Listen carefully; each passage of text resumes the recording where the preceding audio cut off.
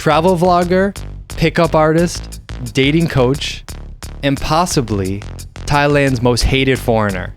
She goes, wait, what was your name? And she opens up her Facebook and she searches David and does like 3 swipes. And I'm like, we're going to talk about your crazy life over the last 10 years traveling the world, how you left your boring job and started meeting beautiful women in Southeast Asia and lots of other places, how you become so well known and also so hated in Thailand, your unique dating strategies, how and why you decided to build a harem, and why you ultimately ended up in the Philippines and what life is like these days.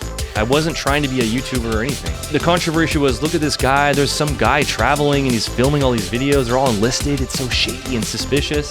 I think you have a super interesting story and you're a super smart guy. And whether you use those that intelligence for good or for evil, that's up to everybody else to decide. I'm just here to ask the question. My name is David Bond and this is One Night in Bangkok.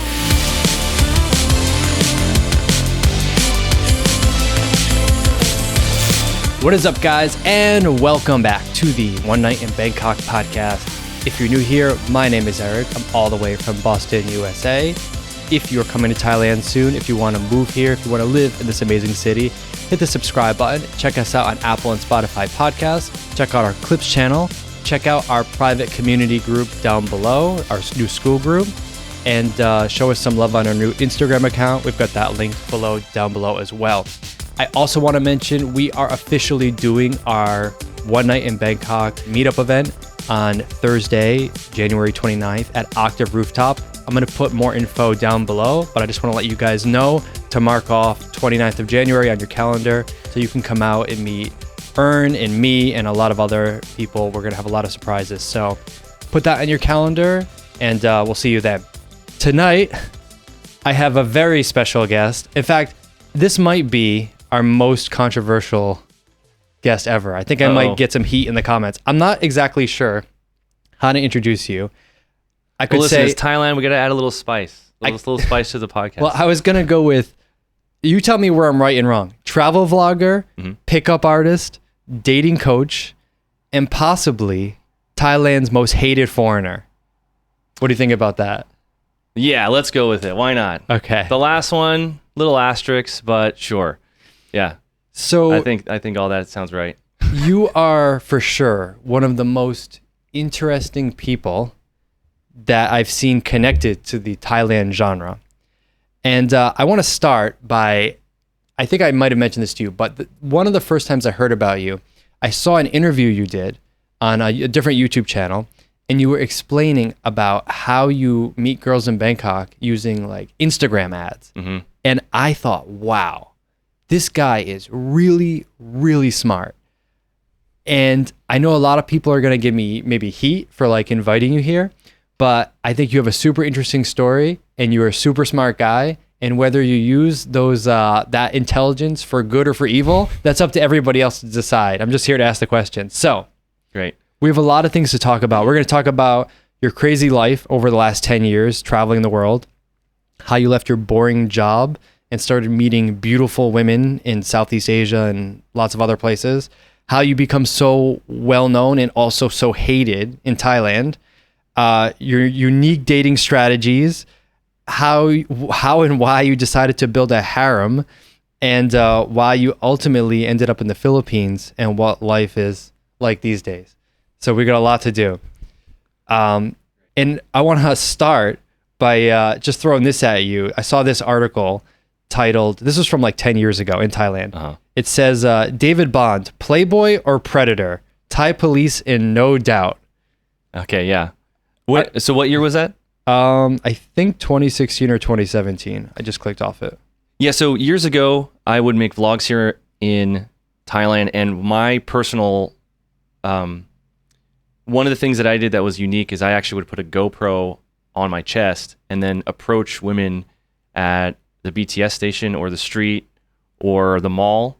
I remember one time doing approaches in Songkran, and then I'd make these short videos, but I would put my rejections too. So some of the videos I look super lame, and then some of them I look really cool. But at the time, I was going viral over and over and over, and so some people started writing articles. A lot of people try to get me in trouble. And I think that people underestimate how frequent that happens to anybody who's getting a lot of views. Anyone who gets a lot of views on anything at some point will attract haters and attention, right? And so a predator or here's another one. I saw this one from September 6th, 2016. Warning, sex maniac David Bond back in Thailand to screw Asian women, literally and figuratively. Like, what? What's wrong with that? Yeah. In the first lines, there's an American pickup artist who makes a living selling videos on bedding Asian girls has been spotted recently in Bangkok trying to pick up Thai women. This has all this crazy stuff. It says he would have sex with these women and secretly film them, then sell the videos on his website for other Farangs to watch. Yeah, that is not true, by the way. That was a rumor that was spread. One thing about social media is whenever there's someone in the spotlight and everyone's trying to cancel them or go after them, rumors will start. There's all kinds of rumors. One of them is that I have HIV. One of them is that I was banned from China, which is funny because I've never been to China. Some of them will say that I'm gay, all kinds of rumors, right? But the accusation that I filmed sex is not true. And I guess I could still issue it now, the $10,000 Find My Sex Tape Challenge. I mean, if there was really videos of me doing that, then you'd be able to find them.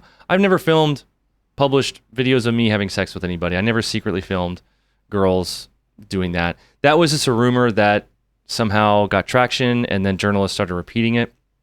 But what I would say is they would just look at my website and look at what I'm doing, and they just kind of assume it, I guess. But I never sold sex tapes. Nothing like that.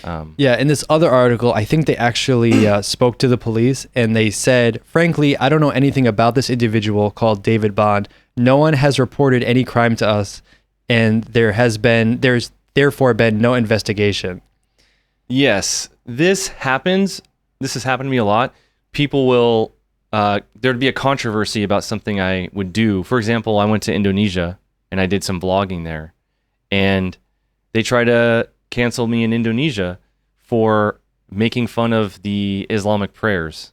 Because in a vlog, I mentioned that at 5 a.m., I hear all this, songs and Muslim praying. And because in Indonesia, they put on the speakers, the whole country, there's speakers that do, Islamic prayer.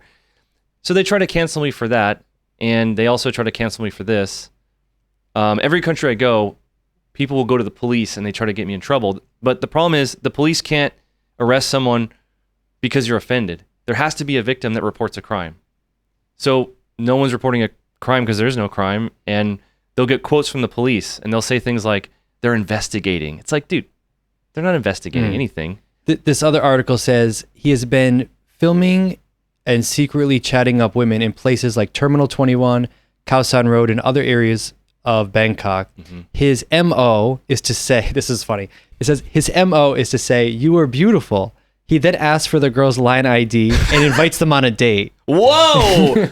Dude, that's honestly telling girls they're beautiful and asking them to go on a date. That doesn't work for me. Bro, I basically might as well be on the FBI most wanted list. I mean, what are we talking about? If they think that's bad, they should come out with me for a night. Well, what's funny is a lot of the people who are upset about me, where's their articles about other serious issues? Yeah. My articles are about how I go up to girls and call them cute and ask if for their line account. I mean, it's stupid, to be honest. And this, I'm secretly chatting. No, I'm not. I'm putting on my YouTube channel. What's the secret about it? It's silly. But yeah, I mean, look, anytime that you're making videos and they get a lot of views, which back in the day, I mean, there was some months my channel did 20 million views.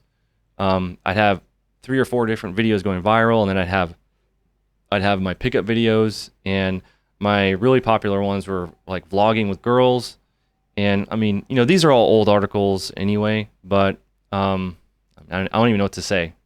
So I remember the first time I heard about you. I just remembered. I have a friend, and my first year in Thailand, I want to say it was 2019 probably, she was kind of dating this guy. And she calls me up one day, and she's like, oh, I had to break it off with this guy. And I was like, what happened? She's like, well, I found out he's friends with David Bond.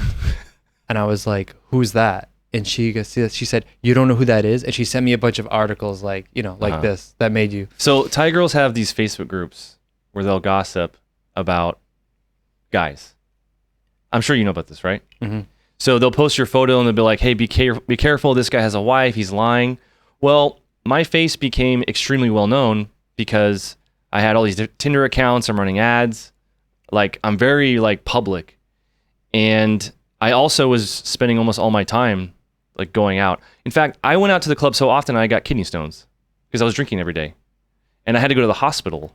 And I remember inviting girls to the hospital and they came, and I'd film it and stuff. So, in those groups, I was notorious. In fact, I have a really funny story I've never told. I once approached a girl at Terminal 21. We're chatting, and I invited her to like have a coffee. I have this on the GoPro.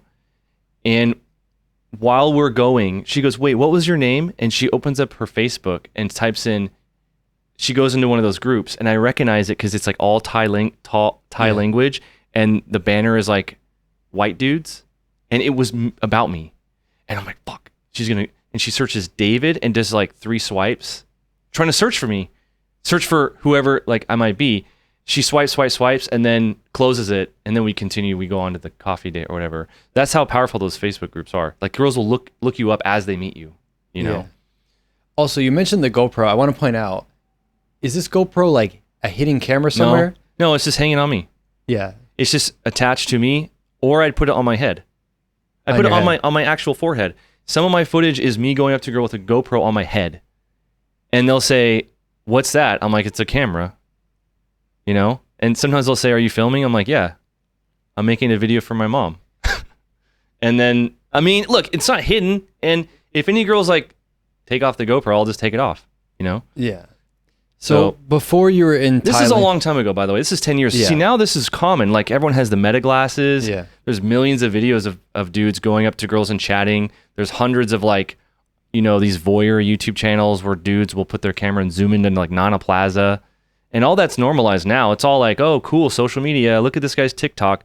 But when I was doing it, no one was doing it. So, and what made me unique is this notion of hidden cameras. Like, what's so hidden about a GoPro on my head? In fact, my intro to my YouTube videos shows the GoPro on my head.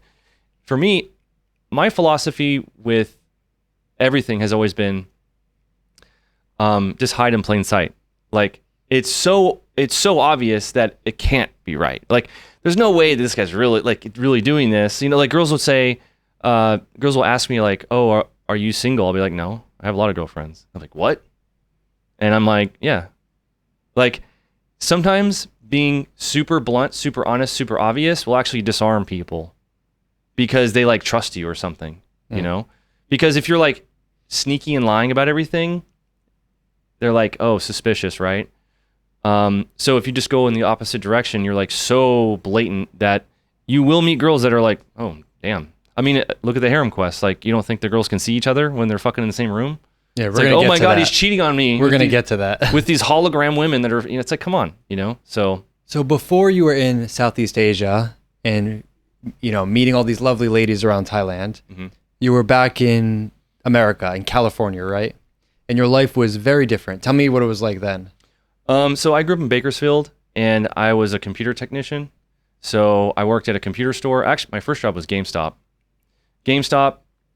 computer store, and then I got a job at a carrot factory doing... A carrot factory? Yeah, so I worked at Bolthouse Farms for Campbell Soup Company, and I was a call center. So like, hello, thank you for calling, like that. And I would remotely fix computers for all the Campbell's computers. So like Campbell's is a big, company. They have branches all over the world, and I was one of the computer techs. So I worked at the carrot factory for like a year and a half or something like that. I was really fat, playing video games. In fact, I would go to QuakeCon. I'd go to like video game conventions. It's kind of a stereotype. And I got really into the prank videos back in 2012, 13. Prank videos were really popular, like Vitaly and other prank YouTube channels. Prank YouTube channels eventually led me to picking up girl videos. And the picking up girl videos eventually led me to men's self-development videos and lectures about life, going for your dreams, and losing weight and reading books and all that. So I started getting really into the lectures on self-development, and eventually I got kind of obsessed with it. And I remember the day I hit up my friend Rob. I'm like, dude, we should try this. Like, yeah, like, because we were watching guys go up to girls and flirt, and they'd have all these lectures about like what to say and how to do it, all the creepy pickup artist shit. And I'm like, I want to try this. And I'm all fat, so I went to LA with my friend Rob, and we tried to go up to girls and talk to them. And of course it's just like horrible and creepy, and we don't know what we're doing. But eventually a girl did talk to me, and a girl did eventually laugh, and I'm like, well, that was kind of cool. And I kept going, and I got really, really obsessed. I'm what I call a serial obsessionist. So I'll get really into something for like a block of time for like a year, and I'll watch every video on it. I'll buy every course. I'll write, every book. So at one point it was poker. I was completely obsessed with poker, going to poker tournaments all the time. I was hiring coaches. I was reading books, everything, At one point it was pickup, meeting girls. At one point it was hacking. I got really into like aim training at one point, which is the nerdiest thing possible. So at the time I got really obsessed with the pickup thing, picking up girls. It seemed so cool. Working at the Carrot Factory, going out to LA, meeting girls. I quickly realized I'm fat and I'm lame, so I lose some weight. And I eventually met a girl who I slept with, and she was very pretty in my mind, because my mind was I had only had two intimate I had only two sexual partners, and only one of them was attractive. My self-image is kind of weird because I'm a Carrot Factory IT guy. Like, I've never left the state of California. I'm 26 years old. I've never been in a plane. I'm fat, working at the Carrot Factory. So meeting a pretty girl that wasn't fat and I slept with because I went up to her and said some weird stuff that a seminar taught me was like really, really empowering. I was like, wow, I can't believe I actually have some control over my dating life. So when I eventually met that girl, it was like pouring gasoline on the flame. And now I'm like completely obsessed with the pickup stuff.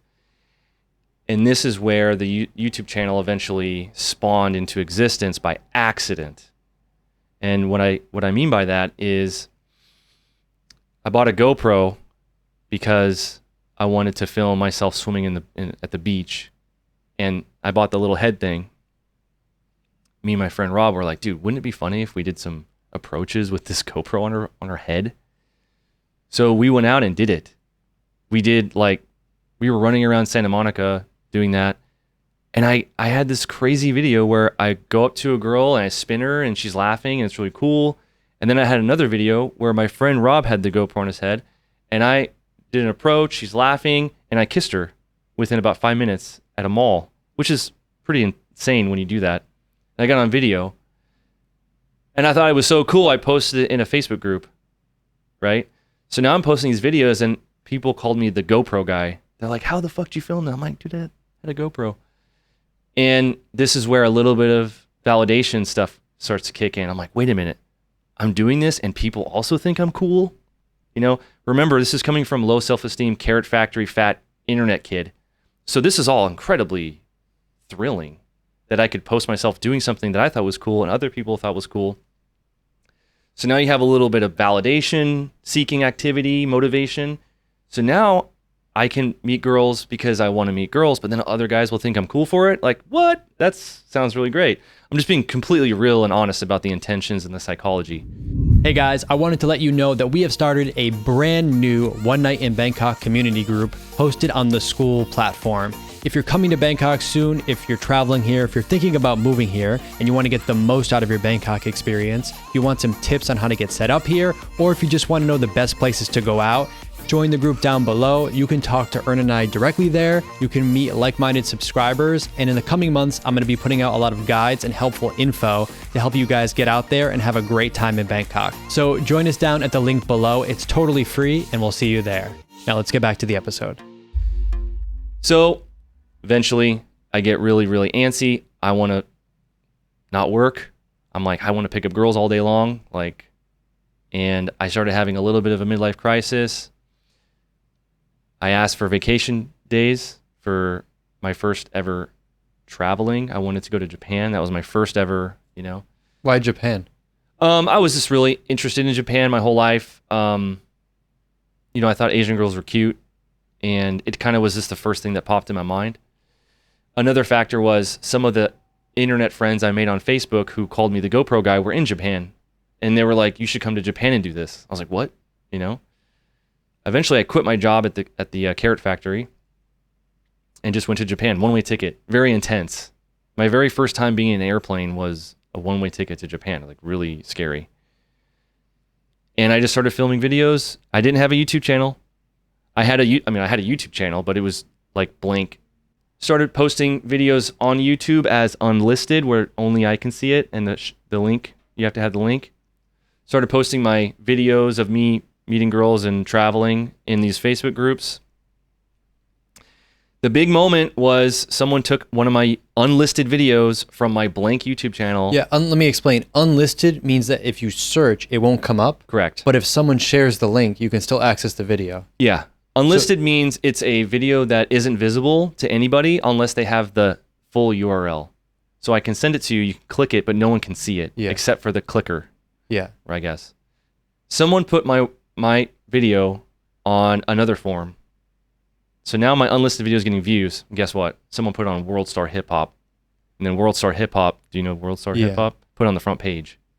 So, explosion. Suddenly my blank YouTube channel has this video that's on the front page of World Star Hip Hop. It's going crazy. And this is where my first media scandal happened. So this was in Hong Kong. Suddenly Hong Kong people see it. They start sharing it. Put on the news. What was in the video? It was... The video was actually my friend flirting with a girl who was holding hands with a Hong Kong guy. So I titled the video like "Friend Kisses Girl with Boyfriend - Cringe." And I started sharing like, look at this fucking clip. This guy's holding her hand and she's kissing my friend. It's really weird and unsettling. It's still on YouTube, by the way. And it's all like filmed awkwardly. It's all upside down. This is not a video that I edited or anything. But it blew the fuck up. Hong Kong's covering it, and that's when the discovery of my existence was made. Because they clicked the video, they're like, what channel is this? And they found my forum posts, which was on rsdnation.com. The video got so much attention from the news, and it traced back to the forum, that RSD Nation crashed. RSD Nation was Real Social Dynamics. It's a dating company. Their server, it's like a company guys joined to get better at meeting girls. RSD Nation crashed because all these Hong Kong people were going to it, and they started sniffing through every post I've ever made, and they found a bunch of other videos. And that's how it began. I wasn't trying to be a YouTuber or anything. And the controversy was, look at this guy. There's some guy traveling, and he's filming all these videos. They're all enlisted. It's so shady and suspicious. And that's kind of how it began. And eventually I ran out of money, had to go back to work, but I kind of missed the attention. I'm like, damn, that was kind of fun. Like, even though it was a media scandal, they were saying I'm a bad man. I missed the attention, and now this idea in my mind, like, man, I could continue to make videos. Like, what if I had enough money to keep traveling? What if? And eventually I did start making videos with the purpose of them being visible. So I had a little YouTube channel, like 200 subscribers or whatever. And then I started filming myself talking and sharing some of my content and stuff. But I wasn't branding myself as a pickup guy or anything. I was just, I don't know, a guy. I saw you were talking about when you made a course or something about how to meet girls. I don't know if it was in Japan or where it was. And you filmed the course about picking up girls at your office job at the carrot factory. Yeah, and that is hilarious. So they put me on night shift for the first time ever. And at Bolthouse Farms, by the way, they're probably going to be sending me cease and desist after this. Stop saying our name, Bolthouse Farms. Yeah, shut up. That's happened. My former employer, Good Samaritan, they sent me cease and desist. I'm like, you're telling me not to talk? Like, what are you going to do? Anyway, they put me on night shift. So now instead of working regular hours, 9 to 5, I was working like 10 p.m. to like 5 in the morning or something like that. And man, it was a struggle. It was like being in solitary confinement. The phones don't ring. No one's there. You're in the office by yourself, which at first is kind of fun. You can just spin around and have fun. You bring your laptop in, play some Quake or something. But eventually I started to like my mental health started to deteriorate from the silence. And that's when the idea of making a course popped into my mind. And yeah, I did film half the course at work. So I just brought my camera just like that, and I just set it on the computer, and I'm wearing my work clothes with my work badge, and I'm like, yo guys, David Bond here, I want to teach you stuff. And the idea was spawned because I had a friend that reached out to me. He was like, hey, some of these girls don't speak English. How are you doing this? How are you talking to them? What's going on? And I had some answers for him. And I thought maybe I can make a course. Maybe I could try to make money. So that was my first course, yeah. Pretty much. Half of it was filmed at work. The other half was filmed in a garage, And I just kind of did it to see what happened. And what was it called? It was called Japan by David Bond, An Idiot's Guide to Getting Laid in Japan. Or no, it was A Single Man's Guide to Getting Laid in Japan. Okay. And it covered how to find a cheap apartment, the best spots, where to meet girls, dating apps, cold approach, including videos, a way to invite a Japanese girl on a date, how to invite a girl back to your apartment without being disrespectful or rude, like all that kind of stuff. You know what I mean? Because over there, the culture is very different. It's very polite. Girls are kind of like, it's kind of hard to know what they're really thinking because everyone's so polite. And it's very similar here in a lot of ways. There's big cultural differences, and I see foreigners come here, and their calibration is very off. Yeah. Translation, how do you deal with the language barrier? Here's an example. One of the things I taught in the course was you need to get line. But guess what? I had this little translator bot that I found online where if you make a group chat with a Japanese girl, you add the translator bot, everything in Japanese, he'll repeat in English. And everything in English, he'll repeat in Japanese. So both of you can just start talking. It's like, hello, and then the chat bot, konnichiwa, right? And so you can just be talking normal. You don't have to copy paste, Google Translate, all that shit. That's the kind of stuff I put in the course. Like, what is this chatbot? Let me show you how to add it, how to use it, Yeah, and it was a cool little course.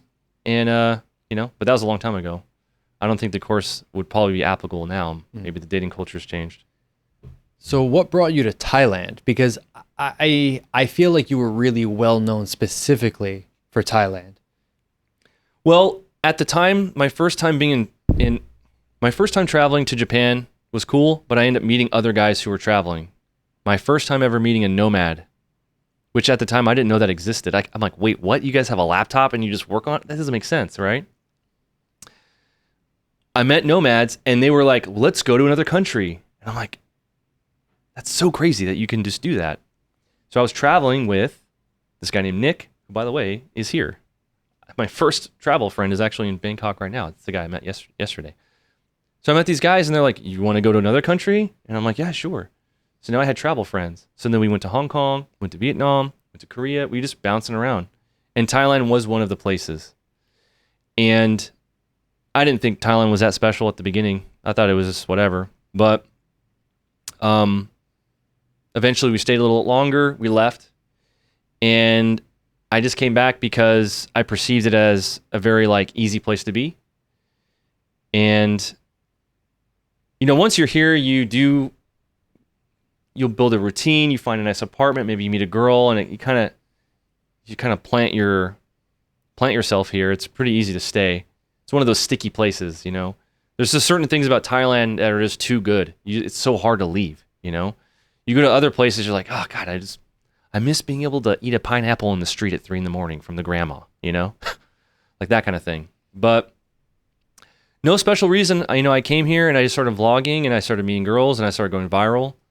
And honestly, there's no strong reason why When you lived here, I think I remember seeing an old video from you showing your apartment or the neighborhood, and it was, tell me if I'm wrong, was it around Prampong or Soi 22 or somewhere? Soi 22 was where I used to always be. But it was far down the Soi, right? Uh-huh. And it wasn't like a high-rise luxury apartment. No, I was broke, bro. I never wasn't making any money, and I was just trying to break even at the beginning. For me, breaking even was like amazing. I'm like, wait, I can break even? Like, that's so fantastic, you know? Yeah, just some cheapo little like $300 a month studio, something like that. On Soy 22, just walk downstairs, have some pad thai for $1. Yeah, what year was this? 2016, 2015. Yeah. That must have been an interesting time because like YouTube existed, but it wasn't like now where every foreigner has a camera and is trying to be a content creator. 2016-ish, 17 was the wave of the term digital nomad. That wasn't a term that was popularized. And this idea of like traveling and living anywhere, being nomadic, that was a fresh, hot, new thing.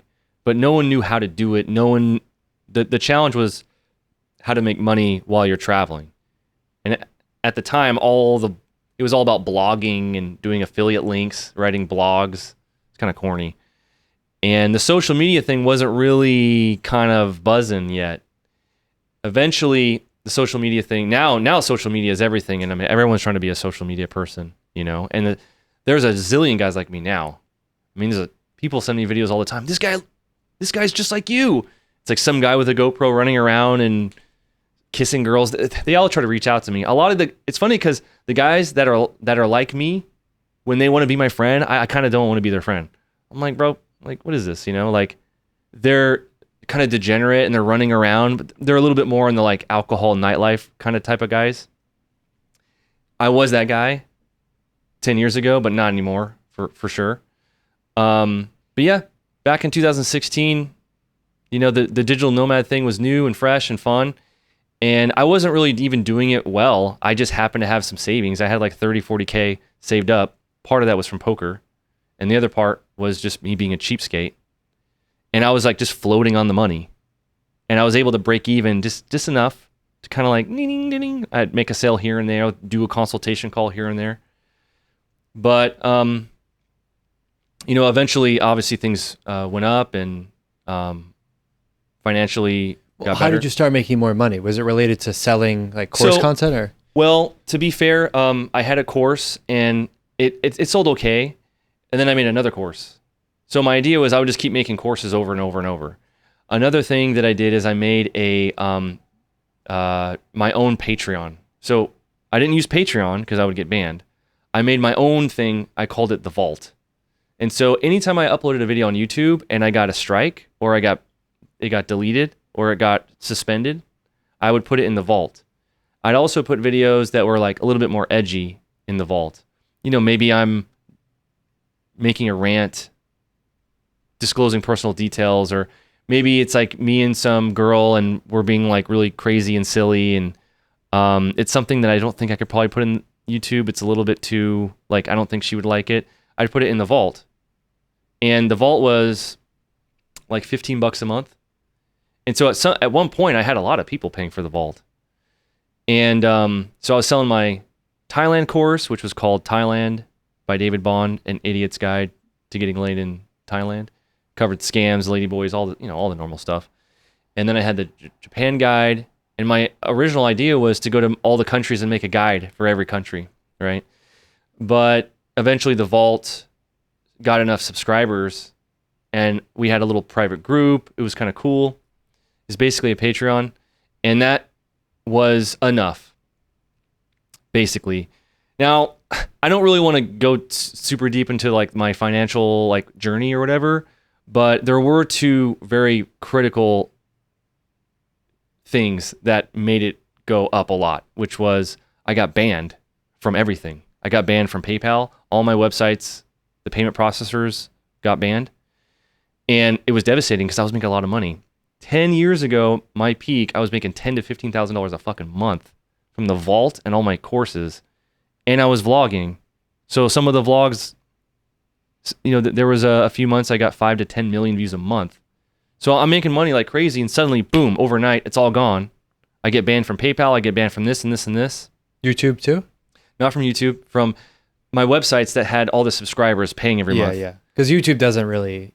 I did almost get banned from YouTube many times. I got 2 strikes and I like freaked out and went private and then waited for the 90 days to go by or whatever. And then, but when I got banned from all the payment processors, that's when I discovered Bitcoin. And I started accepting Bitcoin as payment.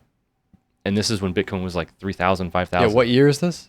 I would say I started accepting Bitcoin around 2019, 2018. So, 2015, 16, and it's starting to go up and up and up. I get banned on YouTube. I'm sorry, I get banned on PayPal. All my sites get demonetized. All my subscribers that are paying me monthly just go away. So I discover Bitcoin, take an interest in Bitcoin, start accepting Bitcoin as a payment method, and I never sold it. You know what I'm saying? So I made a lot of money with the sale of courses using Bitcoin. And again, this is one of these things where like the more I say, probably the worse it is. But let's just say that over the course of that moment, it connected me with other people who were in the crypto space who took advantage of my cleverness for their purposes. And that was very lucrative. Basically, there are people who are like, hey, this guy's smart. Let's put him here. Let's do this. I don't want to get into it because it's like, hi, IRS. I'm just kidding. Yeah, I pay my taxes. I pay my taxes. I have tax returns. That's another thing that people say, that I don't pay taxes, which is, again, ridiculous. But I don't want to get into that. But yeah, doing the vlogging, making selling the courses, and yeah, eventually the channel blew up, and now the channel is kind of dead, but over 2013 to like 2000, maybe like 19, 2020, yeah, made a lot of videos, made a lot of money, made a lot of everything. Went to Colombia, did the Harem Quest. That was another thing. And we've explored different, for me, I consider myself a little bit of a social scientist, meaning that meeting women is fun, but I'm just curious like how far I could go with certain directions. So like, for example, when I was in Indonesia, I wasn't just trying to meet girls who are cute. I'm like, I want to meet girls who are like very religious. I want to meet girls that are like wearing Islamic clothing because I've never done that. What do they like? What do they think? So how Muslim could I go? There's the niqab, and then there's the hijab, then the niqab. There's all kinds of different like levels of clothing for the Muslim chicks. That was interesting. I was curious about, meeting girls that have like really big boobs at one point. And then Wait, hold on. Since you said that, I just remembered something. Okay. How did you meet girls with big boobs? You did something in particular, right? Yeah, so This was in Thailand too, right? Yeah, so I consider myself a social scientist, meaning that I like to push the boundaries. I'm curious, like what would happen if? And one of the things that I heard a girl tell me is how she connected with photographers. And this was a girl that had really big boobs. And she's like, oh yeah, this photographer reached out to me and da-da-da. And I'm like, wow, being a photographer. Now, this has a stereotype now, being the creepy photographer, and I didn't really want to be the creepy photographer. But she told me about how there's Facebook groups for models. And I thought, man, how cool would it be if I could somehow connect with girls like her under the context of modeling somehow? And I was like, just started thinking about it. And of course, I have a background using Facebook ads and marketing and all that. And one of my ideas was, well, what if you advertised a photo shoot, but the only models that could apply were girls that had huge boobs? And I'm like, okay, there's no way to do this without seeming like a creepy, skeezy guy, right? Because if I do it, they're going to be like, no, David Bond, you want, like, no way, right? So my idea was, what if I created a female photographer who was doing a photo book on the human body, and she was traveling all over the world to talk about women of all shapes and sizes, body positivity. So I found some random photo of a National Geographic photographer, and I said, so Susan Blackwell, the photographer, is coming to Bangkok, and she's paying $200 for women in Thailand for a photo shoot. She's making, this big post. She's hosting it at the Holiday Inn on Soi 22, which was kind of close to me. If you're interested, make sure to DM her. And people thought it was kind of funny. Like, this girl wants big boobs. The post said, we're doing a photo book on body positivity, and we're looking for women with large breasts. Just DM this Facebook page. So, of course, I had a Facebook page already from doing fake news, and I just changed the icon and changed the name. And then these same girls that would share their modeling tips posted my post in the modeling group. And it started to get some traction because it was kind of a funny post too. And also the amount I was offering to pay was kind of high. I wasn't promising anything. I just said, if you want to apply, just send this. And then I got all these girls with huge boobs to DM me. And they're like, are they big enough? And they're like sending me pictures. And like, my name is, Pancake, and I have big boobs. Like, I'm interested. When is the photo shoot? I'm like, oh, well, very interested. How many CCs do you have? Like that kind of stuff. And I still have this Facebook page, by the way. We could scroll through the chat. So all these girls, like hundreds of girls, were trying to apply for this photo shoot with big boobs. And I thought, what a amazing way to filter for big boobs, right? Now, of course, there is no photo shoot, and I never let anybody on. I never promised anything. I simply just got their line and said, we'll reach out to you whenever the photo shoot happens. And then I just added them on my line and just DM them. You know what I mean? And I just message them as me. And I'll be like, hey, sorry, I forgot to add you. How have you been? And started talking to them as if they knew me. You pretended like you met somewhere before. Exactly. So I was using it as a lead generator, and then I would just DM them cold as me. So it technically worked because the girls came to me and they tried to qualify themselves by how big their boobs were. And the girls I thought were pretty and had the biggest boobs, I just added online and chased the lead as me. But it didn't work out too well. There were some girls I got really close to meeting, but it was an experiment and it was fun and it was interesting and I learned a lot. Yeah. The thing that so I told you my friend who's a girl mentioned she had to break up with this guy because he associated with you. So I kind of heard you at that time in like 2019. And then like a year or two later, I heard you on this other interview on YouTube. And you were talking about how you met girls, I think in Bangkok or maybe in a lot of cities, using Instagram ads. Yeah. Can you talk about that? Because that was wild to me. So one of the methods that I use to meet women is running Facebook ads and Instagram ads. And it's so effective that it's now the only method I use to meet women. Now, I have a son now and I have a serious relationship, so I'm not meeting any girls now. But basically what you're doing is you're tricking Facebook into thinking that you're a business. So Facebook has the Meta Ads Manager, which is reserved for businesses to market products. So if you're on Instagram and you're scrolling, you'll see sponsored post, right? Well, sponsored post means it's someone who paid for that slot. So I was running ads as an experiment for other projects. And I thought, what if I ran an ad for me? And originally I thought, okay, I'll try to like convince girls to send me a message, like kind of like a single, like I'm a single guy, message me. That doesn't work. Facebook will identify that as a dating profile and you get suspended. So there's a special way to trick Facebook into thinking you're a business, and there's a special way to make the ad in such a way that you can target only women. Because if it's for housing or a job, it has to be both genders. You can't discriminate. It's like, the rules.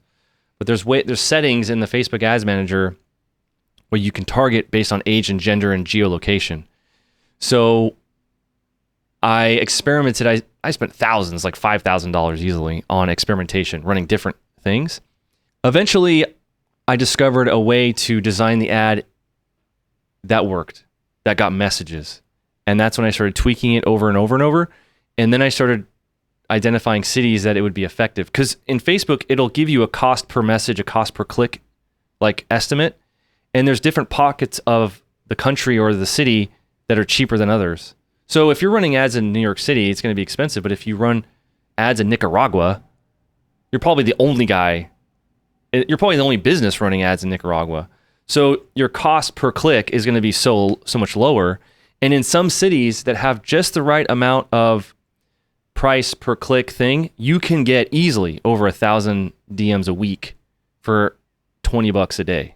So if you're running an ad, for example, in Cali, Colombia, or Cebu, or maybe not Bangkok, but around Bangkok, like maybe like a 2-hour radius around Bangkok, you can run ads and it's cost effective. So when I discovered that way of meeting women, that's actually what segued into the Harem Quest, because the volume is so high that now I'm not limited by girls, I'm limited by time.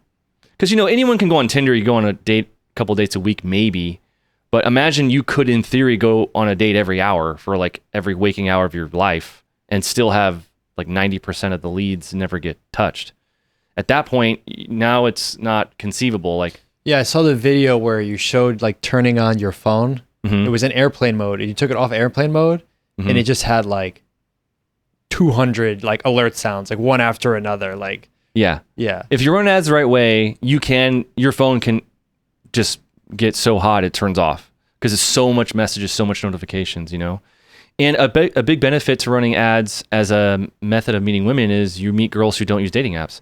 Because the problem with meeting women on dating apps is they're not on a dating app. I agree with that. If you meet a girl on Tinder, the problem is you met a girl who uses Tinder, and guess what? It's not like the moment she meets you, she's going to delete it or forget about it. She's probably going to have it in her back pocket. And not that is bad, it's just something you have to think about. Whereas if you meet a girl that isn't on a dating app, that's a type of person that you may not know. The girls who don't go to the club, don't use the dating apps, and don't go out and expose themselves in a way that they're visible are the girls you never meet. But what kind of girl is that? How do you meet that girl? How do you meet the girl that I call them the invisibles? The girl who works in an office that's 20 minutes away from the city, dresses modestly, has a blank profile on Instagram. Her priority is her grandma, and her photos on her Instagram are her cat, and she doesn't use dating apps. How do you meet that girl? Well, if you use Facebook ads, if you use Instagram ads, you can meet that girl, right? And that's the biggest argument for that. The only downside to the ads, it costs money, and it's very complicated and very sophisticated. But it is something that I teach on my channel, so Yeah. not for free though. So let's talk about the Harem Quest, because you've mentioned it a few times. So after you've been in Thailand for a while, you had some success with business. You obviously had success with girls. Where did this idea for this Harem Quest come from? Well, the Harem Quest was a product of two different things that happened simultaneously. One of them was because I was using Facebook and Instagram ads to meet women instead of dating apps, I had too many women to meet. So now I'm not limited by women, I'm limited by time. And the second thing was there was a friend of mine in Manila. I had a friend in Manila who was going on dates with girls together. He was bringing two girls together at the same time. And sometimes it worked. And when it worked, he'd brag about it. And I got really jealous. I'm like, what the fuck, man? How are you doing this? You're going on a date with two girls at the same time? Like, what's going on? There also was another friend I was traveling with who did that successfully because one girl came early and the other girl came late. And he had to do it out of necessity. But sometimes the girls were like, well, this is kind of weird, but whatever. When I saw that, I thought, how is that even possible? Because I imagined if you brought two girls together, they would get mad and then you would lose both. So these two things simultaneously made me want to start experimenting. Like, what if I brought two girls together? How do you do that? What do you say? And that's when it started. And I tried doing it here at the beginning, but I didn't have the best success doing it here, and I quickly left, and I started trying to do it in other countries. And Nicaragua was the first country I tried to do it at, and I got one success story out of it. I got two girls to meet for swimming, and they got comfortable hanging out with each other while they're with me. It was really intense and amazing feeling at the first success. And then I went to Colombia because I had friends in Colombia that were inviting me, and at the time COVID restrictions were pretty strict, so you couldn't go anywhere. Colombia was a country that had open borders. You didn't need all this COVID restrictions.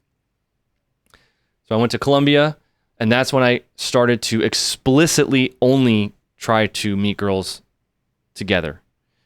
And it was really weird at the beginning, and it took a lot of experimentation to figure out how to do it efficiently. But eventually I did identify how to do it. And effectively what you're doing is you're meeting a girl solo. Once she likes you, you put her there. She's good. You meet another girl solo. And once she likes you, you have two girls that like you now. You have two girls that you could call that will answer the phone. If you invite them out, they will say yes to meeting up. Then what you do is you simply just say, hey, I sent my friend your photo and she thinks you're really pretty. She really likes your dress. She wants to know where you bought it. And then you say that to both of them, right? By the way, I showed a photo of you to my friend. She thinks you're so pretty. She wants to know where you bought the dress. Oh, really? Wow, I got it from Shein. Oh, that's so cool. Who is your friend, by the way? You tell it to both. Now they both know each other exists. If the reaction's positive, aka they're not all jealous, if they're like, oh, that's so cool, like, tell her I got it here, da-da-da. Then you say, by the way, we're actually going to go bowling this weekend, me and some friends, and she's actually going to come. We should all go. It'd be fun. So you create a group activity that girls would want to participate in, something fun, nothing like a coffee date. It has to be like an activity. Then you bring the two girls together and you just straight up treat them exactly like it's just one of them. So you don't like hide the fact that you like both of them. You don't like try to like hide it. You don't not kiss them or whatever. You just act. It's basically like really aggressive, like massive gaslighting. You're just like, this is normal. They're like, no, it's not. You're like, of course it is. So I can imagine though, if you invite both girls out into a group activity, like bowling or whatever, and then you start kissing one, the other one doesn't say, hold on. Well, you don't just start kissing them out of nowhere, but you act the same way you would act if it was just that girl by herself. And at some point, the girls will identify what's going on. They will realize that both of them are girls that you kind of like. At some point, it might get brought up, and then you just completely are honest. You're like, yeah, I like her a lot, and you guys are both cool. Like you're just super duper honest. Women tend to buy into a man's frame if it's strong enough, right? So it's a little bit like if you just completely embrace the belief that it's normal and you don't flinch when they question it, at some point they will kind of go, oh, well, I guess this is normal. It's like this. Imagine for a moment, you meet a guy with Tourette's and he starts screaming cuss words at you. You're like, what the fuck's going on? And he's like, I have Tourette's. This is just who I am. At some point, you're going to be like, okay, well, this is just who he is. Like, you know, like at some point, your irritation of it will like get settled because he just owns it and he tells you that this is who he is and this is what he does. And there's an like that. And if girls get in my face about it, I'm like, yeah, listen, I don't like cheating on girls. I'm not a big lying type of guy. You know, we're just going bowling. What's the big deal? And then I'll just change subjects. And some girls will go, well, shit, I mean, damn. Like, and again, if you treat them well and you're really nice and they like you, like, it's sometimes the girls just are like, okay. Now, some of them are like, whoa, this is way too much. I've had girls, they show up and they're like, what's going on? Like, and they leave. That's happened to me. I've had girls that don't like it and they're like, so who is this girl? I'm like, what do you mean? She's my friend. And they'll get in my face or they'll get aggressive or they'll be irritated. That's fine. I have so many that it doesn't matter. I mean, when you're running Facebook ads, I got a fucking 1,000 DMs a week. I got so many that I could go through that whatever, right? In addition, in Colombia, I started posting photos of me with multiple women at the same time on my Instagram. So now the ads are getting pushed to an Instagram that's showing me with multiple women. Have you seen that, by the way? No. Oh, well, it's gone. It got suspended. But I'll show you some of my old photos from that Instagram account. This was the type of photos that I was posting on my IG at the time of doing the Harem Quest. So I had an Instagram account that was just me with girls doing cool stuff. So this looks like you're at like Korean barbecue with your arm around two girls. And yeah. 3 girls here. Mm-hmm. Yeah. So basically my strategy was complete, absolute, unforgiving, unapologetic authenticity and honesty. So my Instagram would show photos of me like this. And the photos that were in Colombia were like photos like this, you know? And I presented myself as I just say, look, I'm a crazy gringo and I like girls, and what's the problem? Pretty much. Okay. If you are meeting enough women, you will find women that are okay with it. And as long as you're treating them well and you're inviting them to things that are fun. I mean, look, at the end of the day, girls will say yes if it's a group activity that's fun. Like, hey girls, let's get a pedicure. Like, who's going to say no to that? Yeah, so right? to be clear, you're not paying them like... No one's getting paid anything. I'm not giving any girls money, but anytime that I invited them to stuff, of course, they're not paying for that. So if we have like pizza, I'm buying the pizza. I would rent Airbnbs that had like jacuzzis. So I designed my life to be very fun. So it was like, hey, we're all going to go to this Instagrammable restaurant.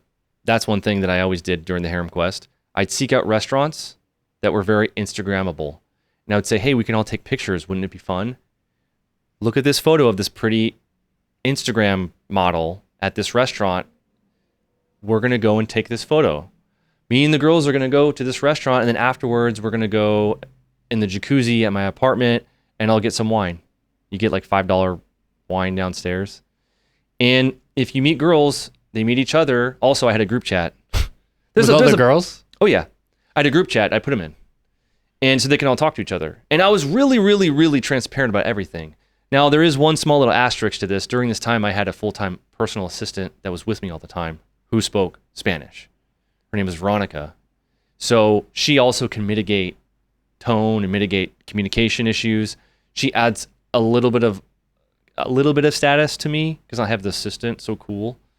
But Veronica could communicate with the girls if they had a question, because it's a little confusing. They're like, what is this? Is this guy like making money from this? Is this like some OnlyFans agency? Like, at face value, they don't know what it is. And I just said, look, I'm traveling and I like to meet girls, and I like to have fun.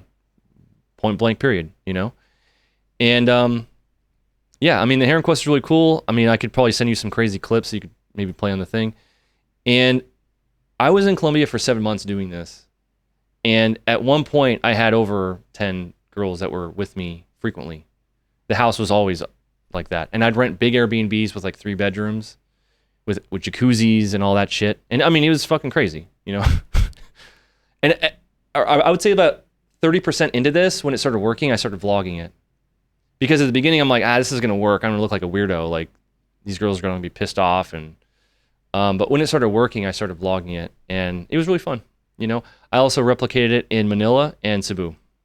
So the only reason I stopped was, I fell in love with a girl and we had a child.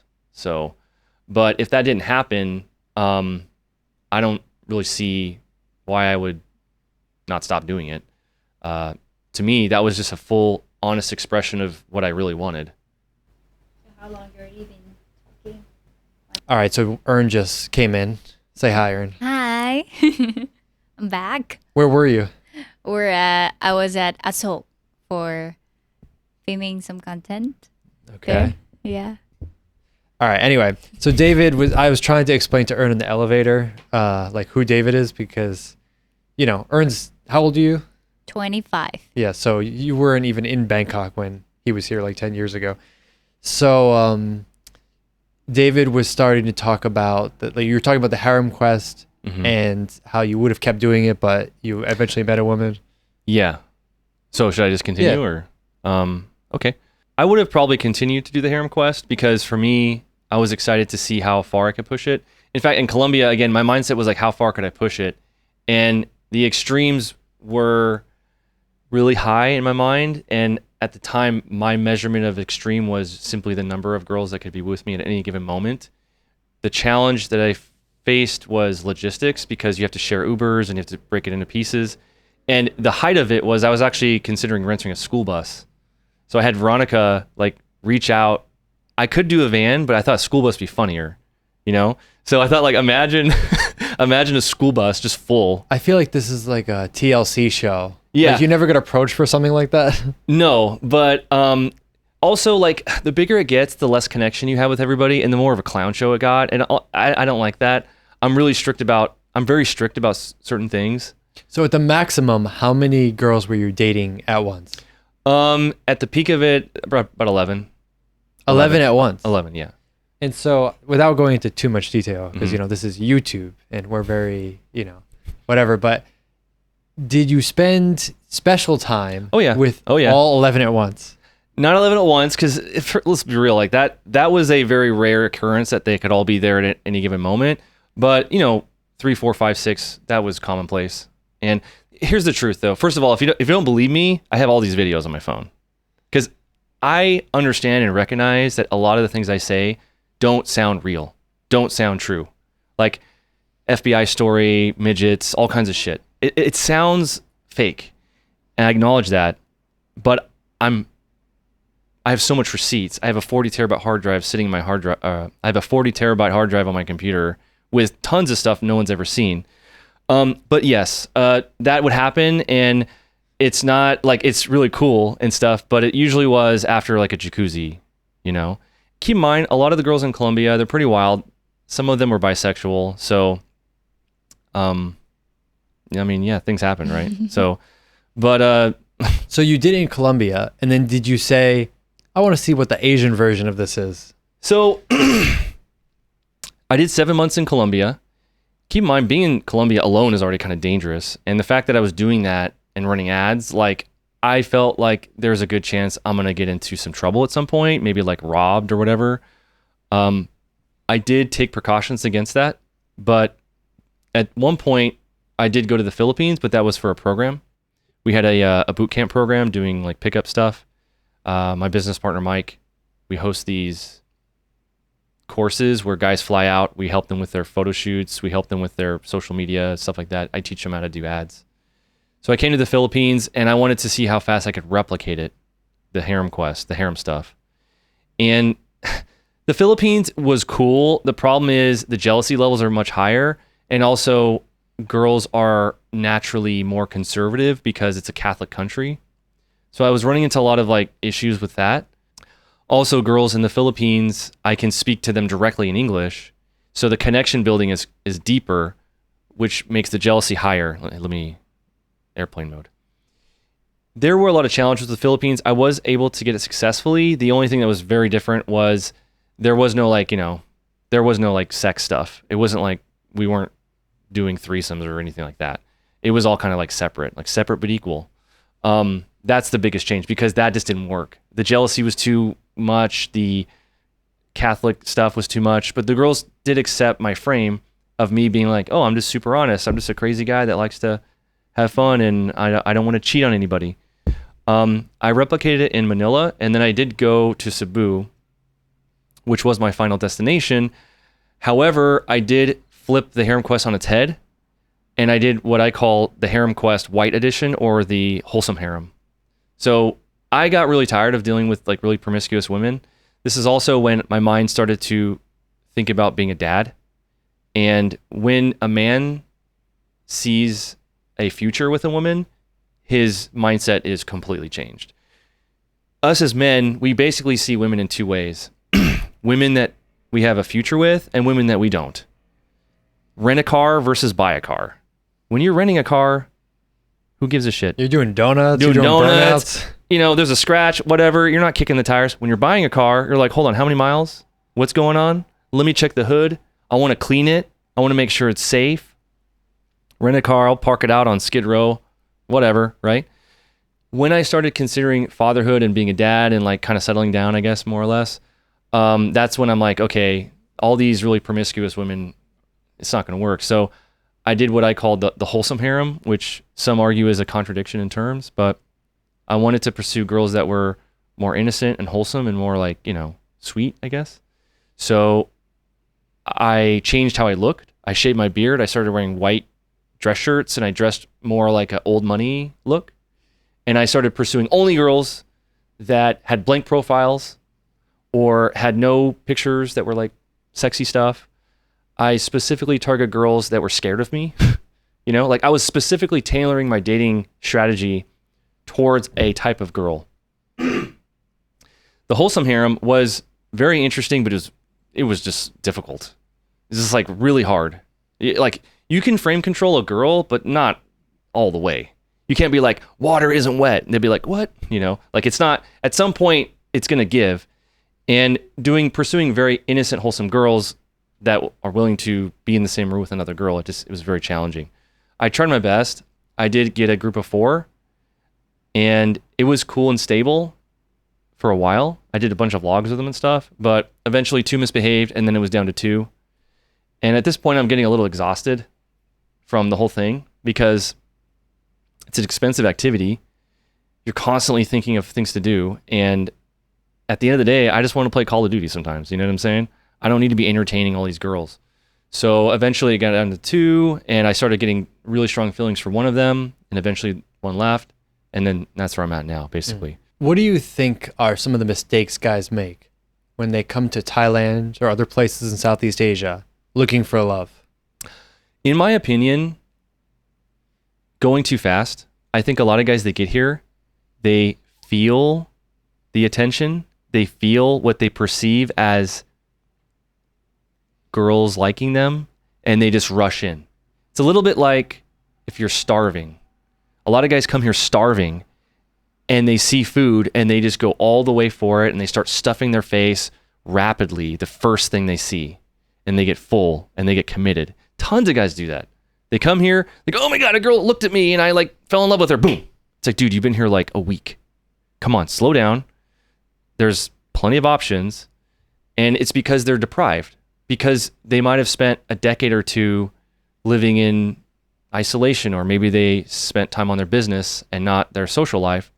They might come here and they might get some attention, or maybe they meet some girls that are nice to them, and they're like, their endorphins are going crazy, and they start getting all tingly, and they just fall in love with the girl. The truth is, if you simply just go slower and you just slow down and don't focus on the women, focus on creating a life here first, and then being very choosy, that's going to be a way better strategy. That's the first thing. The second thing is where they look.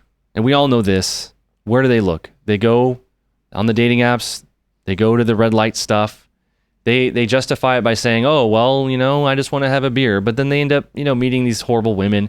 And maybe they don't meet a girl in those areas, but then they walk around the corner and they meet another girl. Well, why is she so close to that area? Why is she awake at 3 a.m, by the way? Where's her dad? They don't ask the right questions. And they get caught up in these bad girls that have bad intentions. And if you get fucked over in Asia enough times, you're going to become a bald watchman. What's that? A bald watchman is the dudes in Pattaya that are bald and are just watching the world go by. You ever go to Pattaya and you see hundreds of bald heads and they're all like this at the bar just looking at the world?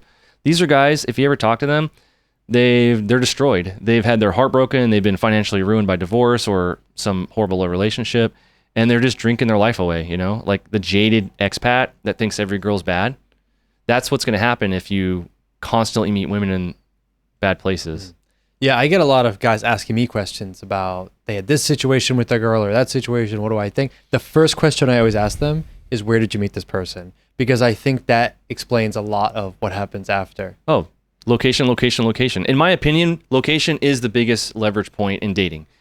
Guys focus on money, they focus on business, they focus on their appearance. Your biggest effect, your biggest influence on the outcomes of your dating life are where you go and where you stay and where you are. You could be at the end of the day, if you're, looking for, if you're looking for love and you're on the North Pole, I don't care how jacked you are. I don't care how amazing you are. It's going to be a challenge. There's no girls there. Hello. Right. Whereas if you go to a place where there's lots of girls and it's a bigger city and you position yourself in the right way, location matters more than anything else, in my opinion. I was watching one of your live streams and you mentioned this concept and you called it gap of the dicks. Can you explain this? Okay. Because this is extreme. Guys, you need to hear this. Okay. There's so many guys watching this now that need to hear this. So in philosophy, there's a term called the God of the gaps. Well, before I explain that, first, let's discuss the scenario. The scenario is when you see a girl who's doing really amazing traveling. She's doing really big things, but her story, to explain it, doesn't make any sense. With women, when something doesn't make sense, the explanation is almost always there's a penis. Now, what do I mean? when you have an unexplained wealth, when a girl's traveling, when a girl's doing something that doesn't make sense, why did she go there? Why is she here? And her reasons don't seem to make any sense. There's always a man behind it. And I call this the dick of the gaps. So in philosophy, there is a derogatory term called the god of the gaps. The god of the gaps is when someone says, aha, you can't explain that, atheist. How did the sun do this? What about the thunder? You can't explain that. That's God. The god of the gaps is basically when a religious person points to mystery as evidence of God. Well, dick of the gaps is a principle that I teach my students, which is when a girl tells you things that don't make any sense, it's almost always because there's a man involved that's explaining it. So you'll have a girl that's like, oh, I'm going on a girls' trip. I'm just hiking alone. You know, oh, my mental health was, I wanted to go to the beach and like, here's my legs. And you're like, what? Like, so you're just like, it's very incredibly weird for someone just to be like, I'm just going to book flights to a foreign place alone and take photos of my coffee alone. It's never that. There's a man there's a man doing it. There's a man behind it. And so this also goes for girls that have these mysterious jobs that don't make any sense. You know, you're like, I go to Dubai because I just want to do business. You're like, what business? Oh, someone wants to do sponsorship. That's a big one. In the Philippines, all these girls that are like, they're traveling, they're posting Chanel bags and balconies and stuff. They all have the same cover story, which is they're doing social media and they're doing affiliate business and they're doing sponsorships. You're like, dude, you have 3,000 followers. Like, what are you talking about? Oh, someone wants me to promote their restaurant. Really? So this guy said, hey, 3,000 follower girl, I'm going to spend hundreds of dollars to fly you here so you can take a picture of the coffee. It doesn't make any sense. When it doesn't make sense, just put a penis in the explanation and now it does. That's the dick of the gaps, pretty much. I think Ernest's like wondering what she walked into here. Well, because look, some she girls doesn't do this. see our side of it. But you have friends for sure. Yeah. They get flown out to different places, right? Yeah. Now, here's the thing. There's nothing wrong with being a girl who's single. There's nothing wrong with saying yes to generous men who offer you nice things. That's fine. The issue is when they make these fake stories to cover it up. Yeah, yeah. You're like, I just love traveling. You love traveling? You're 19. Who the fuck? What are you talking about? How did you go here? That country requires a visa. Let me look up ChatGPT. You love traveling sponsored by someone. Well, yeah, it's like, okay, hold on. That country requires a very intense visa. The Philippines can't. And so, do you, like, are 19-year-old girls, like, on their laptop applying for, like, really convoluted visa processes? Oh, a source of funds, purpose of travel, return ticket. No, they're not, dude. These girls are so lazy. Of course they're not doing it. A man's doing it. And then the thing is, they go and they tell you this baloney story. And bro, it's funny that you mentioned the god of the gap or the dick of the gaps. Another friend of mine listened to my rant on that, and he confronted his girlfriend about something. And he showed me the screenshots. I could even show you right now. He's like, she says the sponsor thing. I'm like, really? Let's see it. And I'm looking at all these countries. I'm like, sponsors? Look at her pro. What are you talking about? A lot of girls, they'll put an email address in their Instagram bio for collabs. Here's how you know it's baloney. Email them. Girls will put this collab with me email address in their bio to explain, like, oh, look at proof. People can collab with me. Email them pretending to be a sponsor wanting to collab. They will not respond because it's not real. It's a cover. Men are flying them out. Men are buying stuff. That's fine. That's fine. Just understand that when a woman is saying something, it doesn't make any sense. It's almost always a man. Oh, I went hiking by myself. We didn't. What are you talking about? What 19-year-old girl wakes up 5 a.m. to go hiking in some weird remote area and like, it doesn't make sense, bro. If it doesn't make sense, just put a penis and there you go. That's kind of... So in Thailand or in Bangkok when you were here, what were some of the weird lies that girls told you that you found out? Well, of course, you'll meet girls who lie about their job.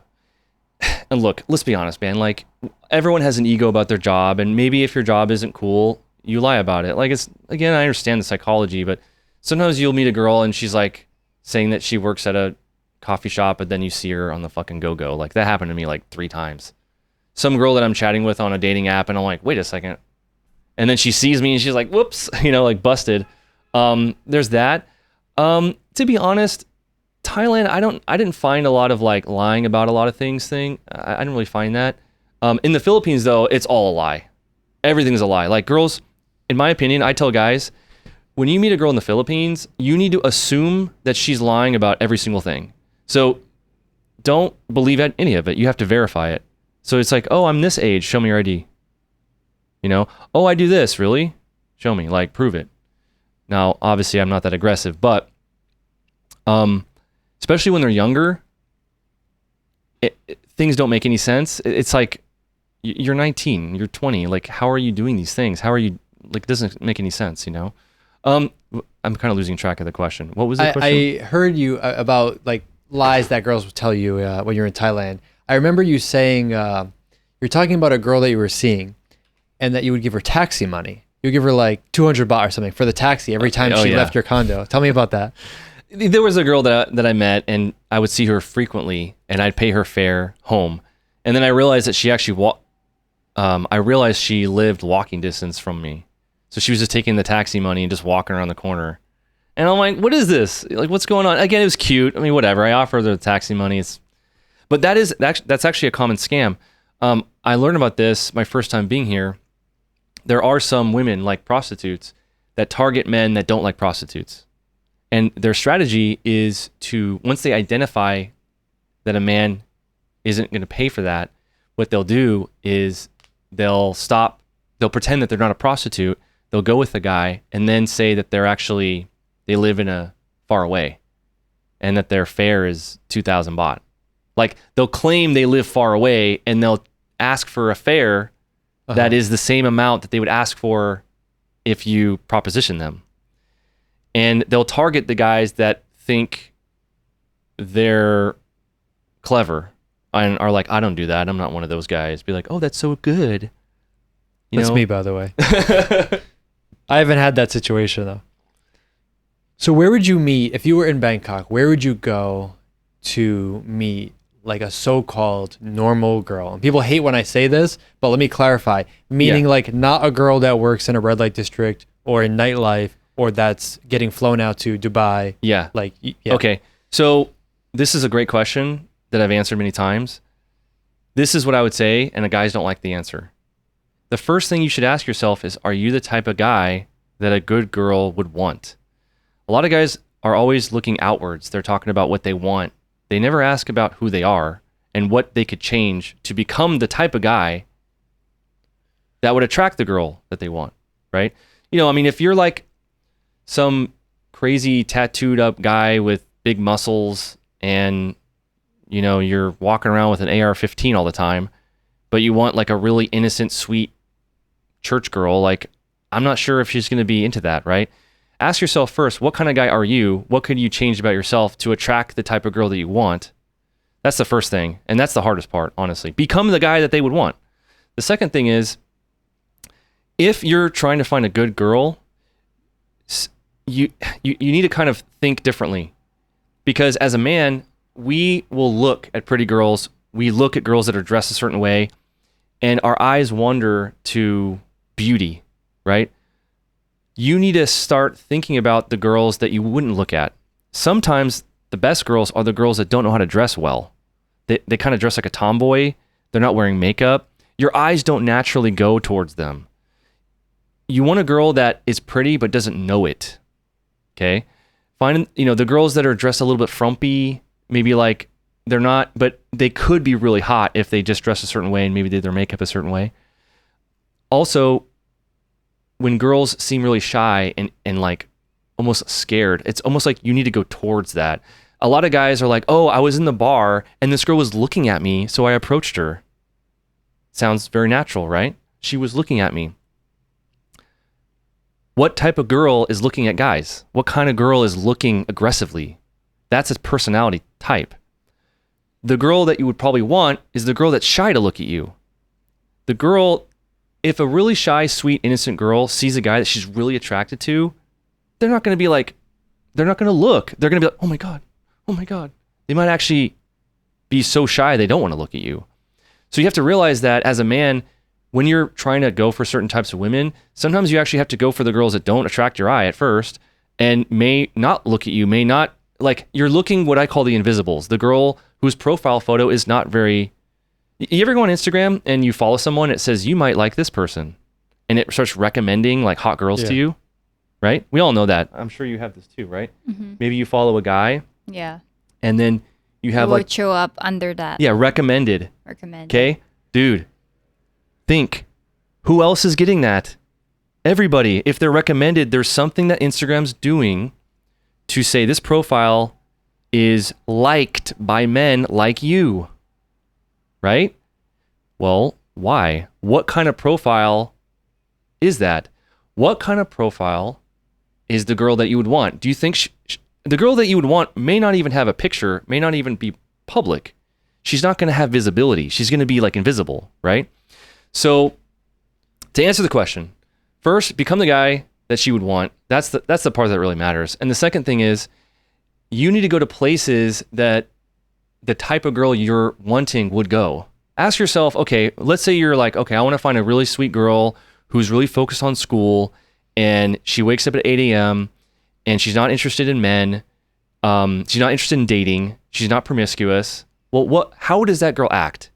Does that girl wear a miniskirt, do her makeup for 4 hours, and go to the club? No. She probably is drinking matcha in a fucking large hoodie on her MacBook with her headphones on, not looking at you. So you have to understand that you're going to have to like aggressively go for girls that you may not, it's not intuitive. You're like, when you see a blank profile on your Instagram, you're not going to be like, wow, she's hot. Of course, because you can't see her. But guess what? Other guys don't see her. And if a girl isn't being flashy on Instagram, it means she doesn't value that. Am I making any sense? Yeah. Okay. So if I was single right now and my mission was to like find like a sweet, innocent girl, the first thing, every single time I walk out the door, I would be dressed under the assumption that I'm going to meet a girl. I would be leaving the house all the time under that assumption. Number two, I would be going to places that I could imagine girls that might be like that would go. I'd probably be going to day game spots. Like I'd be going to like different BTSs and different day venues. I would be seeking out like nerdy, weird like flea markets or whatever. And I would be doing cold approach in the street, right? I'd be doing very soft cold approach. And if the girl's like a little bit nervous, I would be excited. I'd be like, all right, that's what I want. I want the girl that's a little bit nervous. I want the girl like a little bit scared of me. Try to get the contact, make it happen, right? The second thing is I'll be running Facebook ads. I'll be running Facebook ads, Instagram ads, and I would specifically carve out the geography to avoid all the city. That's what I would do. I always say that girls who are living in big cities are problematic. The closer women are to stimulation, the worse girlfriends they will make. Okay? You want a girl that's like in the mountains, in the jungle, and like far away. It needs to be very difficult for her to even get stimulated. Because it's like an iPad kid. You take an iPad away from an iPad kid, they just turn into they have a meltdown, right? When women get too much attention and they get too much validation and they get too much compliments and too much offers, they have men, all this sexual attention, they get their heart broken more often, they get jaded, they get promised the world and they don't get delivered, they get jaded, or they get offers and they say yes, and now their head starts to get big, and now they're not really, they're not down to earth anymore. Okay? Am I making any sense? Okay. So going for girls that are sweet is hard. Is challenging. And some guys are like, oh, I don't want to drive that far. Well, guess what? No other guy does too, right? It's hard. It's annoying. But you got to think of that. Okay, ask yourself this. What do you want the mother of your son to be like? And don't think of you, think of your child. That's how I think about it. Because when I think about the mother of my son, but the mother of my baby, I want a girl I can trust. I want a girl that's loyal. And I want a girl whose priorities are me and my son and our family.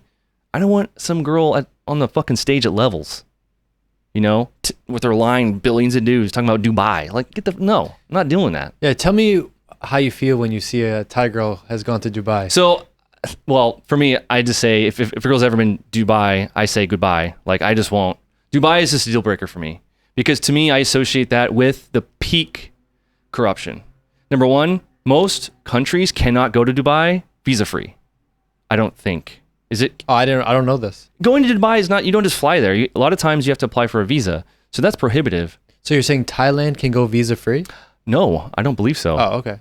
Because it's requires a big expensive visa, a big. Oh, you're seeing it's a difficult obstacle to go to Dubai. Okay, so when a girl goes to Dubai, Yeah. that indicates that to me, it's like the ultimate red flag. If she's above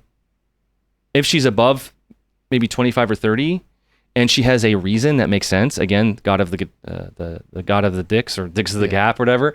If she passes the dicks of the gap test, like she has a real explanation that makes sense. Like, my dad lives in Dubai, I'm half Middle Eastern, or I'm a flight attendant and sometimes we stop there.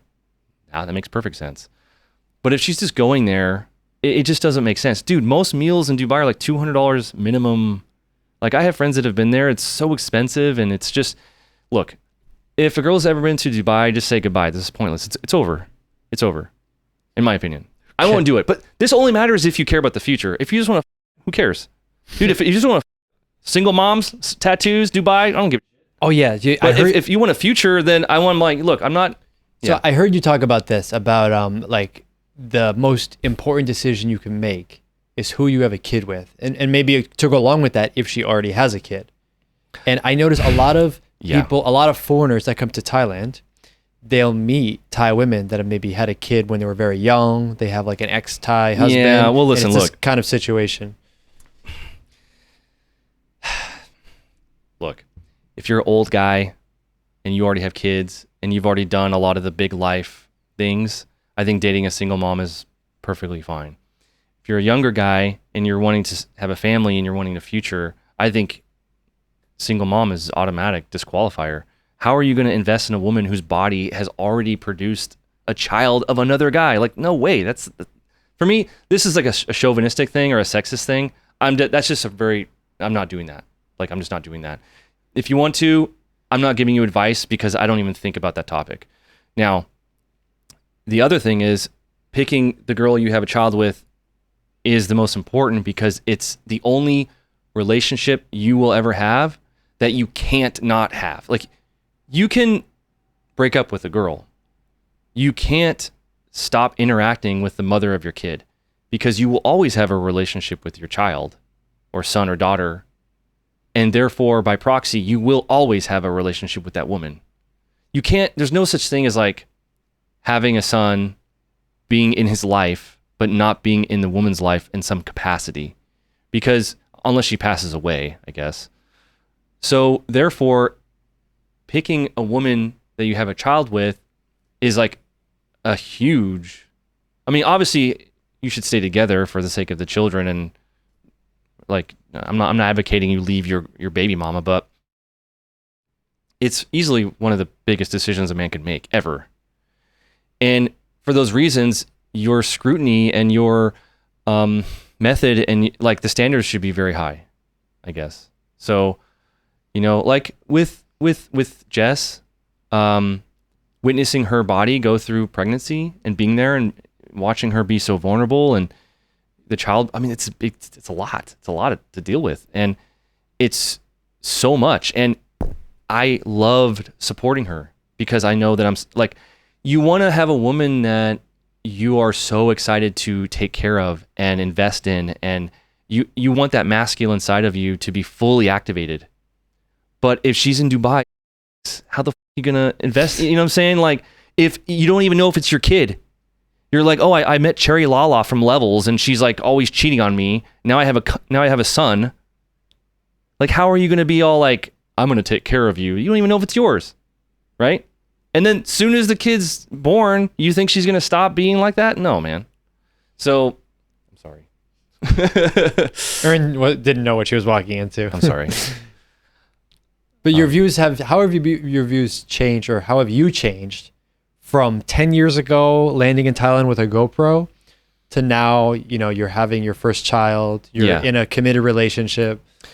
So listen, honestly, my views on dating and stuff have changed a lot. Mostly, I'm very repulsed by promiscuous activity, and I'm extremely promiscuous. I've had sex with hundreds of girls, and I'm as promiscuous as you can possibly get. But when I look back at all of it, in light of having a child, and in light of having a son, I really start to question the behavior of the women I was dating. Like almost like you'll meet these girls, for example, right? I'll land in a country and I'll meet some girls and we'll have fun and we'll meet and whatever. But it's only when you kind of like sober up and you look back, you're like, well, why did that girl even meet me? She knows I'm not living in that country and she knows I'm going to leave. And it's not like I wasn't giving her anything. I wasn't like promising her anything. She wasn't benefiting other than spending time with me, I guess maybe just raw attraction. But it makes you kind of wonder, like, what are these girls thinking? Like, dude, there's girls that will date guys that are only here for vacation. Like, you see these girls on Khao San Road, they're like banging out, like, why? They're gonna leave. Yeah, holiday boyfriend. I just find it because a girl can get pregnant and that's such a high risk activity, that's such a high investment activity. I just find now I look back at it, I'm like, man, these girls are really, they need some guidance almost, you know? Also, you kind of get repulsed by some of the promiscuous activity.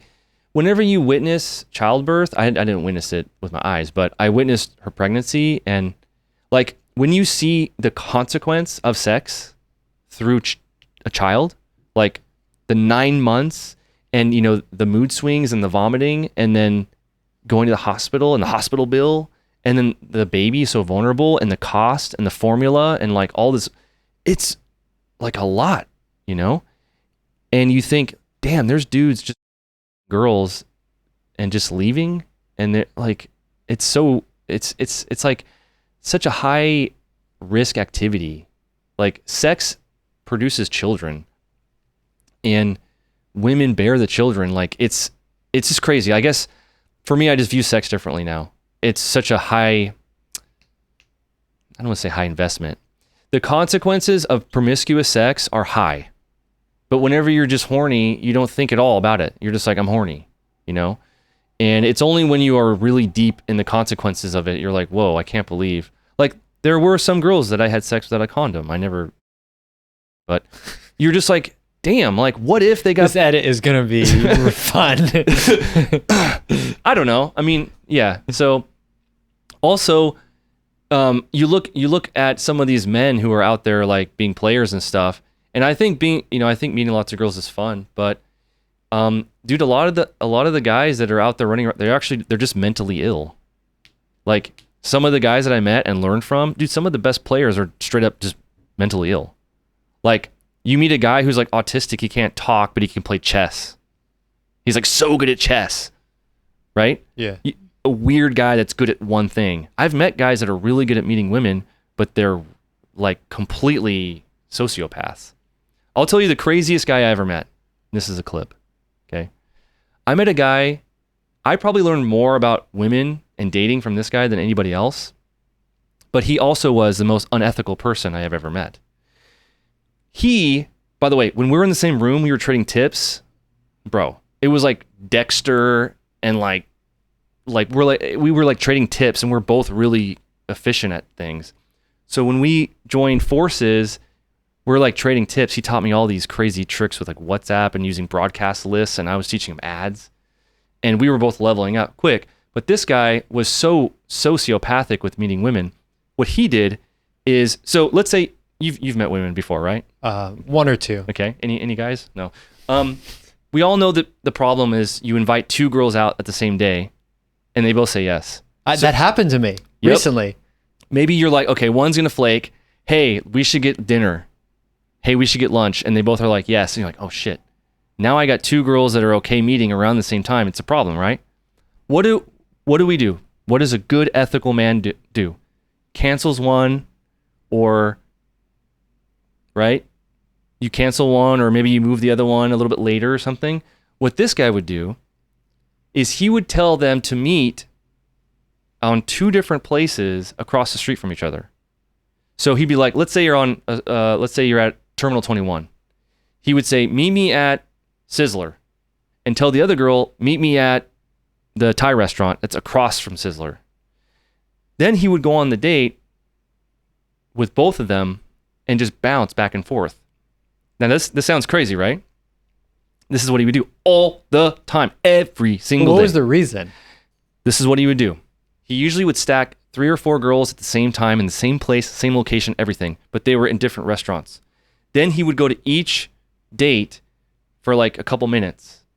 So he'd go on the date and text the other girls, I'm running late, I'll be there soon. He'd go on the date, chat with them to verify that they're cute. And then he said he would touch their leg or touch their arm or do a hug or some kind of physical initiation. And if the girl was a little bit tense or shy or said no, he would just leave and then go to the next one. And he'd tell her, oh, I'm going to go to the bathroom. So then he'd go to the next girl, do the same thing. And then whichever girl was the cutest and the most receptive, he would just go with her. And then he would tell the other girls, oh, I had to go home, my shower's on, or, oh, something came up. And he would just leave them. He just abandoned them. And so he'd do this every day. One day when he's telling me he's doing this, I'm like, there's no way you're doing this. Let me watch. So I went to the intersection that he was doing this. At the time we were in Cali, Colombia, and he would pick these streets. That's an intersection, right? So you have like street, restaurant, restaurant, restaurant, restaurant. So I sat at one and I was watching him bounce back and forth. Like, and it was unbelievable. He was doing that. He met way more girls than I did. And he was crazy, but he would abandon them or block them. He'd also do things like order them a taxi home, tell them it was on the credit card, but it was on cash. So when the girl arrived, this is what this guy would do. Bad. It's horrible. And some of these girls are like 19, they don't have any money, they weren't anticipating this. And like, it's horrible, right? But this guy is really good at what he does, but he's also kind of weird. A sociopath. He's like, he doesn't care at all. And he's all about spending zero. He gets irritated when girls want anything. He's like, I'm not a soup kitchen. Why am I buying you food? He'll say, hey, let's meet at my apartment first, and then we can get ready to go to the restaurant, and then he'll never go to the restaurant. Why I feel like he just want to make it like a game for his life. It's not really like he's into that girls. He just like play games, Uh-huh. Or, yeah. I don't know, but for me, I just feel like it seemed like he just hate women. He just play with the girls. So it's not. Yeah.